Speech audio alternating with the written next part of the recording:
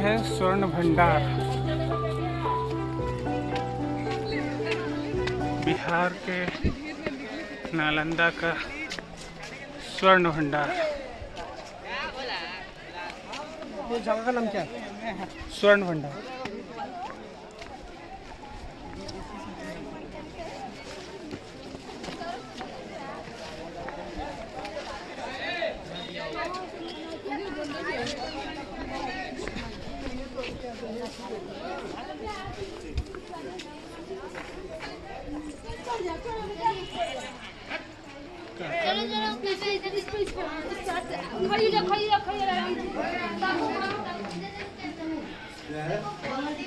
ये देखिए पुरानी कलाकृतियाँ बनी हुई हैं। भगवान बुद्ध की प्रतिमा।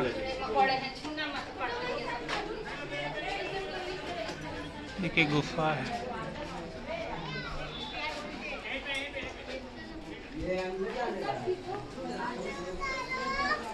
ये देखिए रूफटॉप। उसमें सब में कीड़े मकोड़े हैं, छूट मत देना तुम लोग, काटो ऐसे अलग तरीके से जहरीले। तो ये है स्वर्ण भंडार।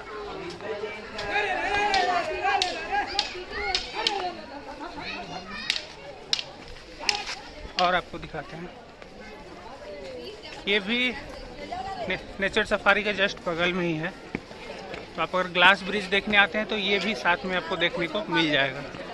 उसके एंट्रेंस गेट पे ही ये दिख जाएगा।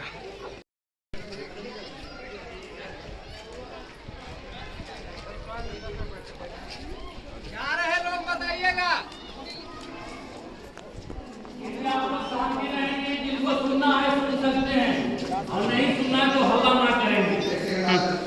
सभी लोग आ जाइए इधर से। आइए। कोई लाइट जला दो भाई।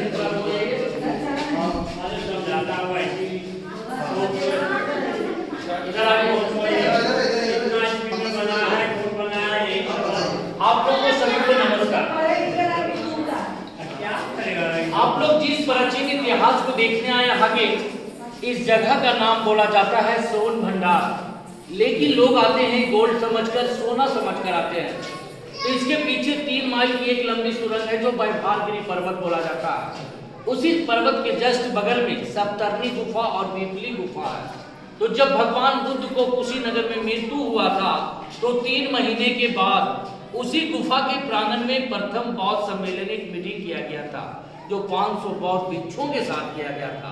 और लिखा गया था शुभ पिटक, विनय पिटक, अभिधम पिटक, मतलब त्रिपिटक की रचना किया गया था, जो मुनि कैश्यप जी के द्वारा किया गया था। तो उस गुफाओं से लेकर इस गुफाओं का अंडरग्राउंड समन और रास्ता बना हुआ है। तो इसी गुफा के भीतर में जैन मुनि गौतम स्वामी तपस्या करते थे। तो राजा बिंबिसार का बेटा अजातशत्रु अपने पिता से राजगद्दी छीनने के कारण झूले वाली कारागार में तड़पा तड़पा कर मार डाले थे। उनकी पत्नी रानी कौशल्या ने गुस्से में आकर सारी धन संपत्ति इसी गुफा के भीतर में जैन मुनि गौतम स्वामी को दान दे दिए थे।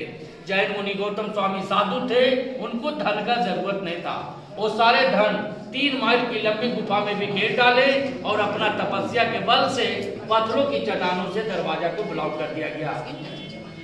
तो जब अंग्रेज का शासन आया तो सामने वाली जंगला से तोप लगाया, तोड़ने का कोशिश किया, टूटा नहीं, काला दाग होकर रह गया।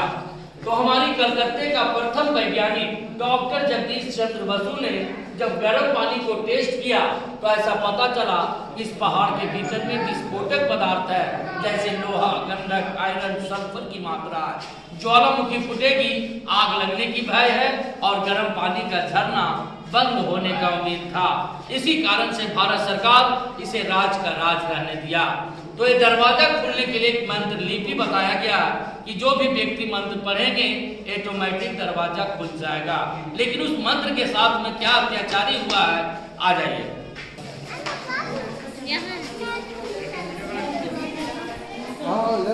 आ जाइए। ये मंत्र लिपि जो देख रहे हैं, इस मंत्र लिपि का नाम था शंख लिपि। लेकिन नालंदा की द्वितीय विश्वविद्यालय में 3 बड़ी लाइब्रेरी थी, रत्न सागर, रत्न रंजन, रत्न दधी। इसी 1199 में जब अल्लादीन बख्तियार खिलजी का आक्रमण हुआ, उसी आक्रमण में सारी लाइब्रेरी में आग का चिंगारी फेंक दिया गया, जो 6 माह तक इसकी पुस्तक चलते रह गया। इसी पुस्तक संत लिपि के नाम से ही जाना जाता है श्रीमान। लेकिन देश विदेश में इसकी पढ़ाई नहीं हुआ, इसी कारण से खुल SIM SIM one SIM SIM का कोड भाषा में बदल गया। इधर आ जाए। जब यहाँ से राजधानी उठाकर पाटलिपुत्रा में बसा दिया गया हाकिम, तो 1700 साल पूर्व कालांतर में जगह खाली पड़ गया, तो पहाड़ काटकर 2 गुफाओं का निर्माण किया गया। तो राजा बिंबिसार का बेटा अजातशत्रु के बेटा उदयन जब राजगीर से राजधानी उठाकर पाटलिपुत्रा में बसा दिया गया, तो कालांतर में जगह खाली पड़ गया, तो पहाड़ काटकर 2 गुफाओं का निर्माण किया गया, एक पश्चिमी गुफा और इसकी बगल में पूर्वी गुफा। तो पश्चिमी गुफा से तीसरे तीर्थंकर पारसनाथ का प्रतिमा और दूसरी तीर्थंकर आदित्यनाथ का प्रतिमा मिला, जो कीमती पत्थर रहने के कारण इसे नालंदा म्यूजियम की कर्जालय में रखा गया। जब जैन धर्म का साधना गिरी हुआ, तो 24वें तीर्थंकर भगवान महावीर स्वामी का प्रतिमा बनाया गया। माथे का सीन, बॉडी का सीन, पैर और चक्र का सीन पाया गया। तो बगल वाली गुफा में चलेंगे श्रीमान। जो व्यक्ति सुन रहे हैं,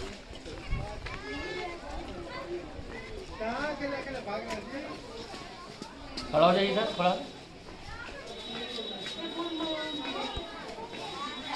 आ जाइए सभी लोग जो सुन रहे थे, आ जाइए इधर से। गुफा जो देख रहे हैं पूर्वी गुफा के नाम से जाना जाता है। ये जंगल झाड़ी मिट्टी नालंदा की तराई जैसा ढका हुआ था। जब इसकी खुदाई 1905 में किया गया, तो 2 तल्ले का गुफा पाया गया, एक पत्थर का और एक ईंटे का। लेकिन 1934 में भारी भूकंप आया, उस भूकंप में टूटकर खंडित हो गया। जब इसकी पत्थर बाहर किया गया, तो एक गरुड़ भगवान विष्णु का प्रतिमा मिला, जो कीमती पत्थर रहने के कारण नालंदा म्यूजियम की कर्जालय में रखा गया। तो प्राचीन जमाने से श्रीमान आपका जैन धर्म और बौद्ध धर्म का प्रतिमा जो दीवार पर पाया गया। लेकिन जैन धर्म गुप्ता काल पीरियड में एक धर्म से 2 धर्मों को मानने लगे थे, जैसे दिगंबर और सीतांबर। जैसे में 23वें तीर्थंकर पारसनाथ और अजितनाथ का प्रतिमा मिला। इधर भगवान बुद्ध का भी प्रतिमा पाया गया, सफेद हाथी 6 दांत वाले। तो भगवान बुद्ध का माता का नाम था माया। माया को स्वप्न दिया कि आपका संतान जो पैदा लेगा आज्ञाकारी और शिक्षित लेगा, उसी का चित्र बनाया गया। जब भगवान बुद्ध का जन्म हुआ, तो 7 कदम कमल का फूल पर चले थे, उनका पहचान बनाया गया। लेकिन अल्लादीन बख्तियार खिलजी ने सारे प्रतिमाओं को नष्ट कर दिया गया। तो पुराना राजगीर बसाया गया बस स्टैंड के पास, जो अजातशत्रु किला मैदान के नाम से जाना जाता है। तो राजगीर का ओल्ड नाम बोला गया गिरिवर्ज। तो गिरि मतलब पहाड़ी, वर्षमिस वासी। तो राजगीर 5 पर्वतों से घिरा हुआ है, जैसे बिपलाचल, रत्नागिरी, उदयगिरी, सोनागिरी और व्यवहारगिरी पर्वत से सोन भंडार घिरा हुआ है। तो ये सुरंगों का भंडार है, जैन का साधनागिरी, जैन का मीटिंग सेंटर। खजाना रह भी सकता है, खजाना नहीं भी रह सकता है। ये दंत कथा है, क्योंकि जैन का साधनागिरी है, जैन का सुरंगों का भंडार है। लेकिन लोग सोना समझ कर आते हैं, इसमें सोना नहीं है न चांदी है, ये दंत कथा है। यहाँ का इतिहास है, आप लोग के साथ